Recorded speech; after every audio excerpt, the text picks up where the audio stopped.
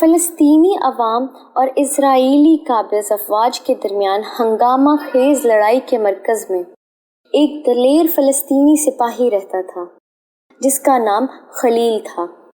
خلیل کی کہانی اپنے وطن کے لیے لڑنے والوں کے غیر متزلزل عزم اور ناقابل تسخیر جذبے کے مظہر ہے۔ خلیل مغربی کنارے کے ایک چھوٹے سے گاؤں میں پیدا ہوا تھا جو زیتون کے باغوں اور پتھریلی خطوں کے درمیان گھرا ہوا تھا۔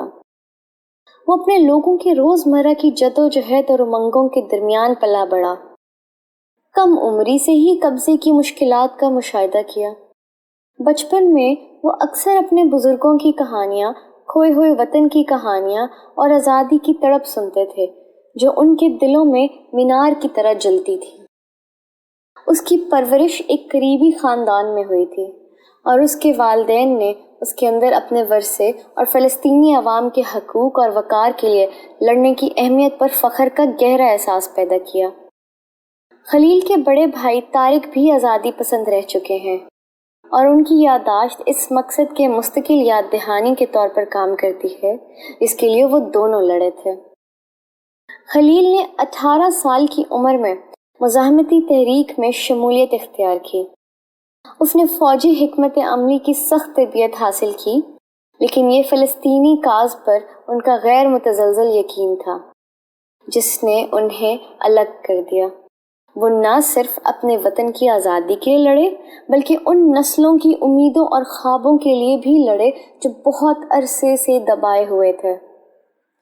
جنگ کے دوران خلیل اور اس کے ساتھی اسرائیلی قابض افواج کے ساتھ شدید لڑائی میں مصروف رہے۔ انہوں نے قابضین کی فوجی طاقت کا مقابلہ کرنے کے لیے گوریلا جنگی حربے استعمال کیے۔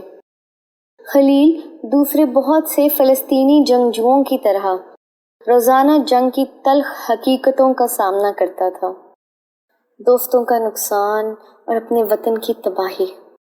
اس کے باوجود اس نے عزم کے ساتھ زور دیا، یہ جانتے ہوئے کہ آزادی کی جدوجہد کسی بھی قربانی کے قابل ہے۔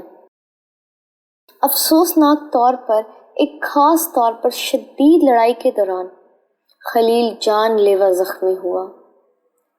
جب وہ میدان جنگ میں لیٹا تھا، اس نے ہوا میں لہراتے فلسطینی پرچم کو دیکھا جو لچک اور امید کی علامت ہے۔ اس نے اپنے خاندان، اپنے گاؤں اور اپنے لوگوں کے بارے میں سوچا۔ خلیل ایک تکمیل کے احساس کے ساتھ انتقال کر گئے، اس یقین کے ساتھ کہ اس نے اپنا سب کچھ اس مقصد کے لیے دے دیا ہے جسے وہ عزیز سمجھتے تھے۔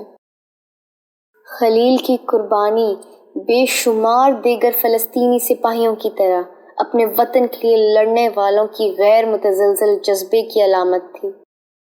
اگرچہ وہ اس دنیا سے چلے گئے ہیں، لیکن ان کی یاد ان تمام لوگوں کے لیے ایک تحریک کے طور پر زندہ رہی جو انصاف، وقار اور قبضے سے پاک وطن کے لیے جدوجہد کرتے رہے۔